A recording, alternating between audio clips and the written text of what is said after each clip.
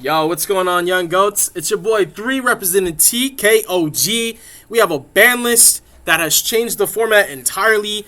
Today I'm going to be giving you guys my assessment on the top 5 best decks of the new format. I have some honorable mentions, and before we go any further, if you like my content, don't forget to run me my likes, run me my flowers, help me get in my bag. And go ahead and do me a favor. Do us all a favor. Break your screen and smash that subscribe button for me, brother. I need you to replace it with your insurance. And without further ado, we're just going to go ahead and get right into it. I have some honorable mentions. I definitely, for this tier list or this top 5, I do want to shout out to Mermails. I do want to shout out to my babies, my Dragon Maids and Dragon Rulers alike.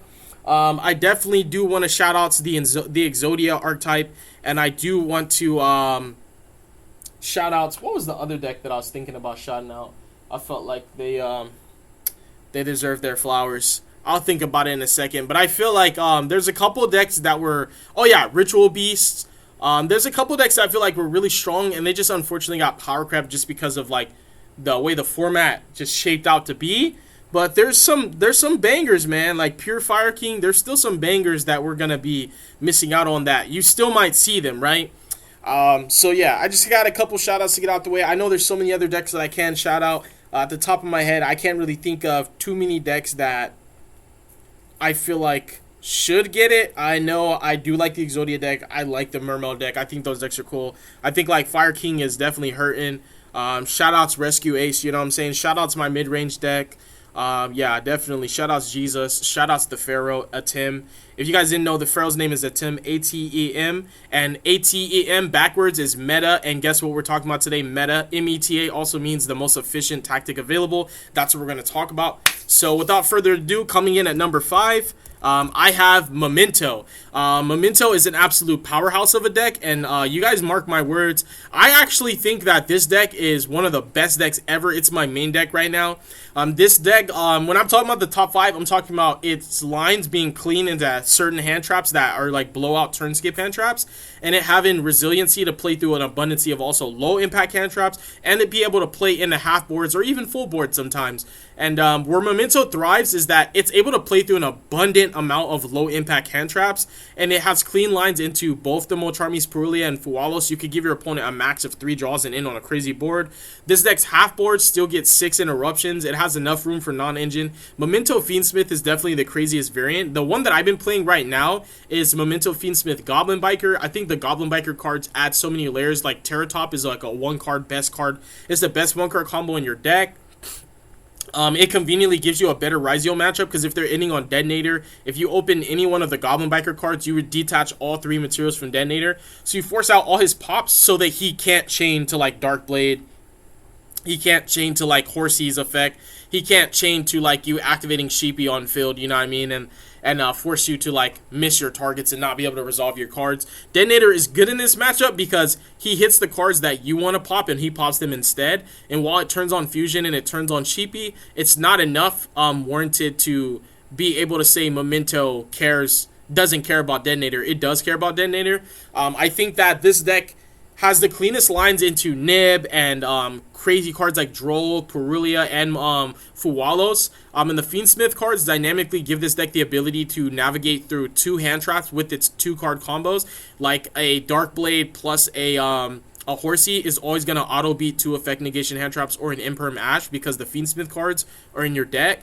And the deck is inherently going to be playing through those kind of cards. If it's opening like Goblin Breaker, Breakout, Bone Party, and Memento Fusion, it's just crazy how much this deck... This deck ceiling is ridiculously high. It actually, as far as a deck that can play as a mid-range deck and play the control game, and it can grind every deck to bones. Like, it literally can outgrind every grindy deck right now because it has the Fiend Smith cards and it has the recursion of the Memento cards. This deck goes infinite. It can recycle everything. It never runs out of gas. But in addition to having like that crazy resiliency, it has the highest ceiling in the terms of combo decks that exist. This deck's inboard is scarier than Yubel's. This deck can put up the Diabels. which auto beats board breakers. Is better than Desiree because it checks all the tactics cards.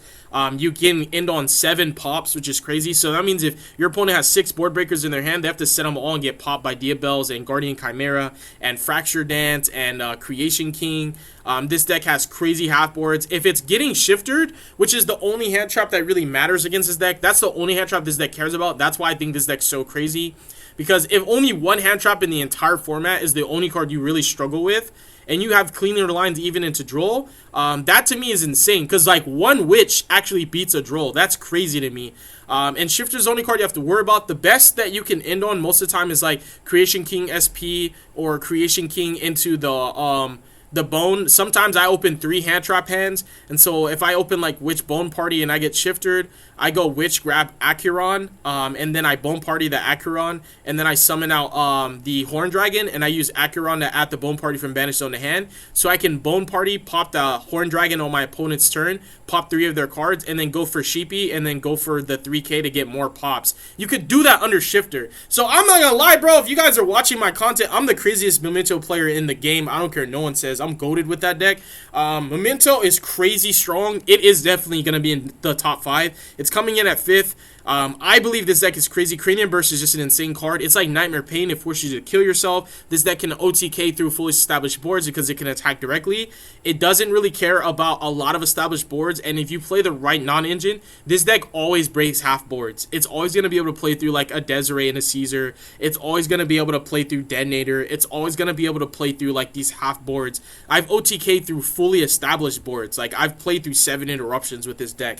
The Fiend Smith cards really take it over the top. Like this deck is insane. So it's definitely coming in number 5 because it's resilient, it's consistent. It has a really strong Ryzeal matchup if you're playing the Goblin Biker cards. And the deck just has so much tech cards that just beat interactions. It has secret effects that are broken. Field Spell is actually insane. Yeah, the deck has the craziest grand game I've ever seen. So Memento definitely coming in at number 5. It wins Hand Trap Wars. It's just insane. You have a 5k beat stick that comes out every turn as an inherent summon, doesn't start a chain, can attack over your opponent's entire field and OTK on the spot. I mean, this deck's follow-up is just crazy. If you summon Combined Creation and your opponent has a Veiler, they have to Veiler it immediately. Otherwise, he attacks over their field and OTKs them. And he doesn't start a chain, he doesn't activate. So you just eat hand traps for lunch. This deck is... I love this deck. I'm a Memento main. Coming in 4th place, I definitely have Yubel. This deck is definitely one of those decks. Phantom just recently got hit to 1, so this deck did take a slight ceiling hit. Its ceiling is not as high as it used to be because you could make a Phantom. It could get Mournered on summon, for example, and you can make another Phantom and force your opponent to have 2 other hand traps plus a nib to be able to beat your combo. And if you just have 1 or 2 hand traps, you're beating their turn and your follow-up's good.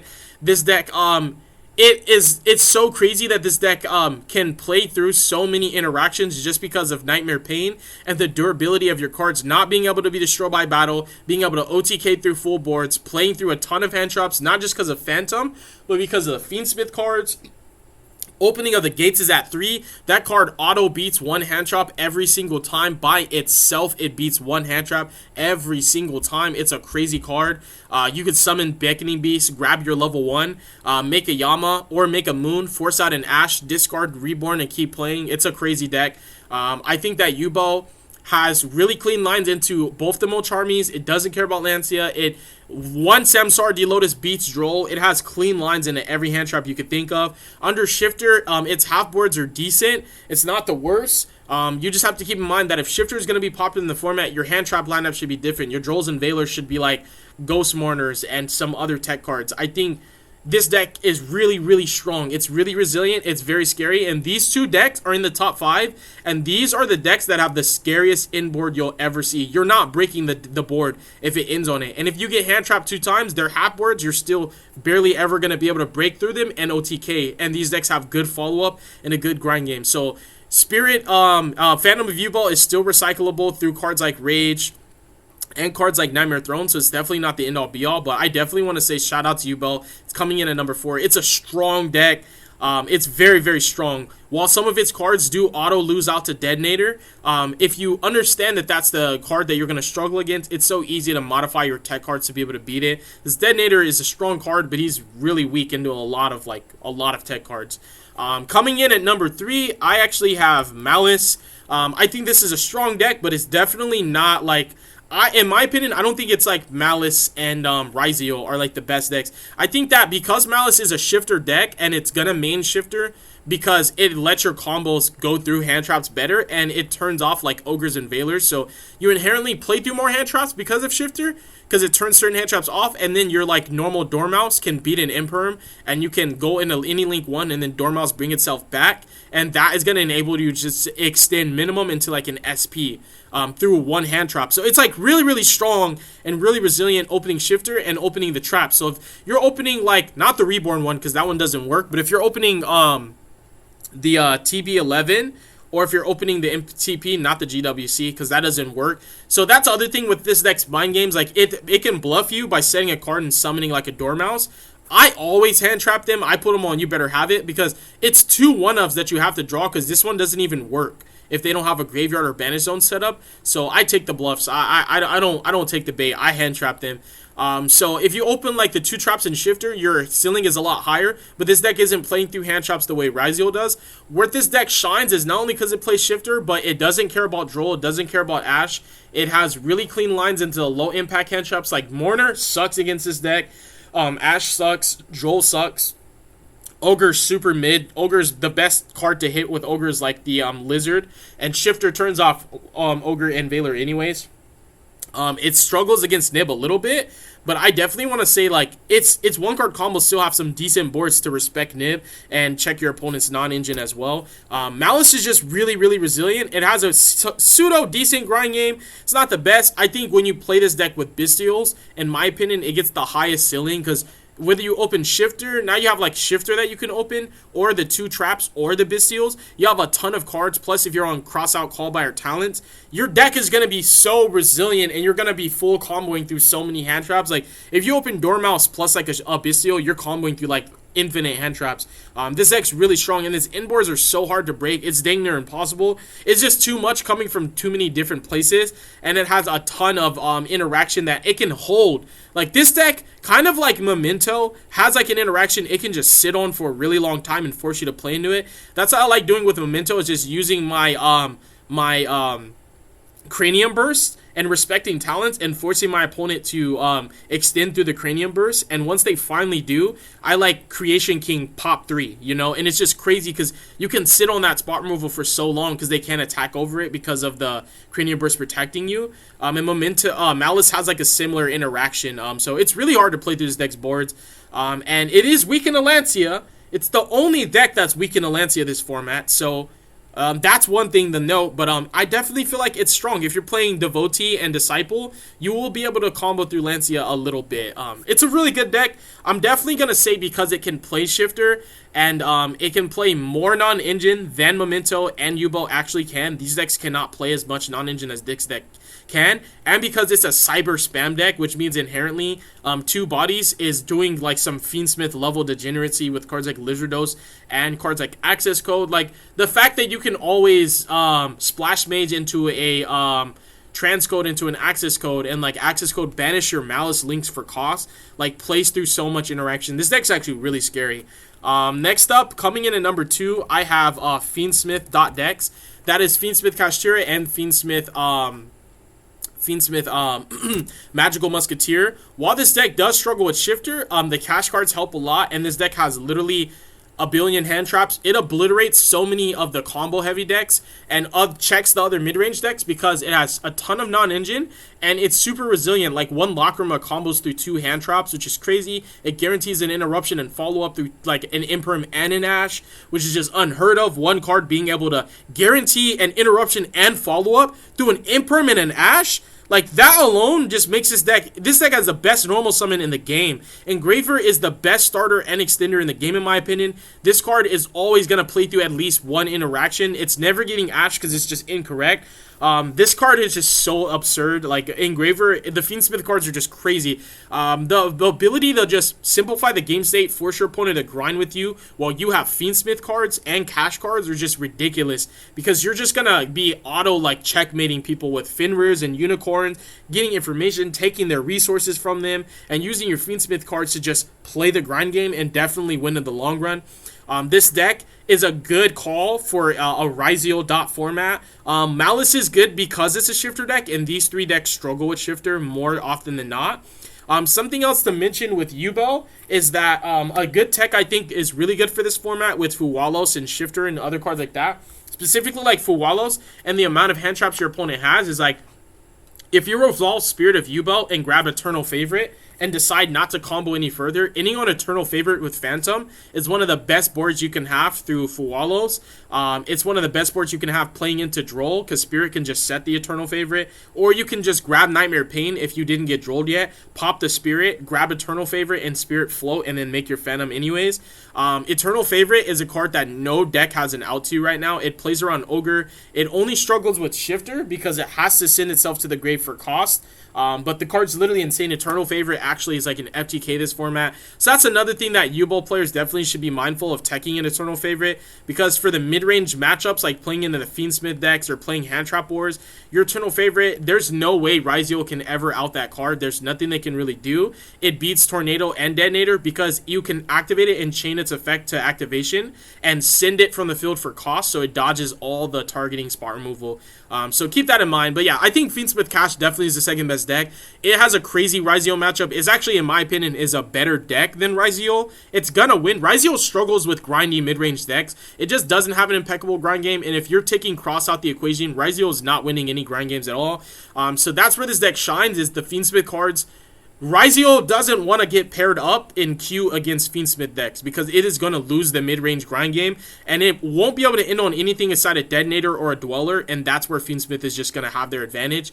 So yeah, I think it's the second best deck because it has too many hand traps for any of these decks to even have breathing room, and it has combos that can play through an infinite hand traps. Like the fact that I can have 4 hand traps and a Lacrima, I can win the duel with that hand. If I have 4 hand traps in an Anguish, or 4 hand traps in a Dormouse, or 4 hand traps in a Samsar D Lotus, I'm going to lose that game if they have 1 hand trap. So that's kind of crazy.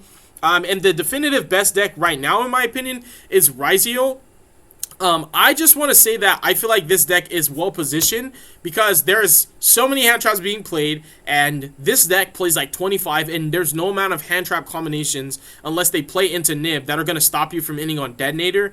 It's incorrect to hand trap the lower the main deck bodies. Sometimes this deck can pass to an Imperm on Ice if it didn't open well, but technically if you're hand trapping the deck correctly, it will be able to sneak a Baguska. It will be able to sneak a Dugaris, you know, because you're holding your hand traps for dual drive. So the deck has an awkwardly high ceiling in the terms of its ability to navigate fluidly through interruptions. It's really resilient. Its grind game's kind of trash, but because you can always end on a Detonator through anything and have good follow-up for at least turn 3, I'm not talking about turn 5 or beyond, this deck's just really well positioned, and it also is the only of the top 5 decks besides Maliss that doesn't lose to Shifter, and it plays so well into everything. And this deck can end on like 4 interruptions through and play under Nib, which is unheard of. Like these decks cannot play under Nib and end on like 4 interruptions. None of them can.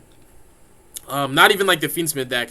So this deck has a pretty decent ceiling into all of the non-engine, including both Mocharmies. You can end on Detonator, giving your opponent a max of 2 draws in one if they didn't chain like Fuwalos to Ice, or you just made Detonator pass, respecting it. It's just crazy. This deck has the most room for non-engine, just like Fiend Smith Cash. And I think it's just definitely the best deck for those reasons and more. It's too resilient to discount its credibility as a viable deck. And Detonator playing into established boards is crazy that you can summon inherently without playing in the Caesar and just like summon X, dump an aggregator, negate a card, make a Detonator, keep playing, and just start popping their cards, playing into their boards. This deck's really good at breaking half boards, going second. But if it's the best deck and people are going to be preparing for it, that's where I feel like we could talk about the fact that we can play the mid-range format of like, we don't have to actually play so many hand traps. Because against this deck, if I'm getting queued against Ryzeal and Maliss, I don't want to draw any more than 2 hand traps against these decks. Anything more I feel like is overkill.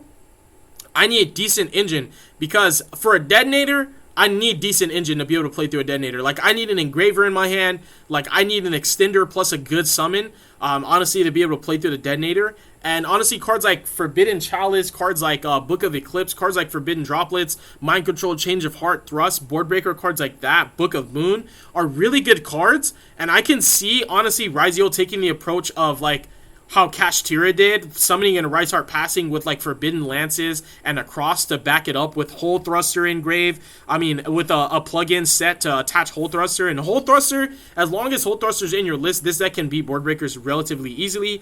It's just a very strong deck. It's deceptively strong because it looks like on pen and paper, it's easy to manage a detonator, but the nuance of all the non-engine cards that it plays around is what makes it so strong. And so at face value, detonator is beating your engine most of the time. So you need like one imperm to beat it, but then you have like cross out and like a Forbidden Lance, for example, which I personally think if it's a Ryzeal format, I would probably tech in Lances to check my opponents like Book of Eclipses and their imperms and their chalices and things of that nature, so that my detonator is even crazier. And this deck has Dweller, which definitively Dweller doesn't auto win against Yubel, Memento, or Fiend Smith, but it definitely cuts off a lot of their engine. So because this deck can make Dweller, it has a crazy ceiling against the 3 other best decks, because Dweller doesn't lose to really anything except like a imperm chain to it if you activate Dweller when your opponent doesn't have a card. Cards like XYZ Encore, while they're good, they're not good against any of these decks, right? And that's where you have a problem, where if you respect Ryzeal too much, you have a worser matchup into the other 4 best decks. So I think Ryzeal definitely, it's going to be in this order. In my opinion, I know some people think that Maliss is just like second best deck. That's my take. Thank you guys so much for watching. I hopefully you guys enjoyed this video. God bless you. Make good choices. Don't do drugs. Don't hurt your brain cells. Run me my likes. I appreciate y'all. Deuces is wild.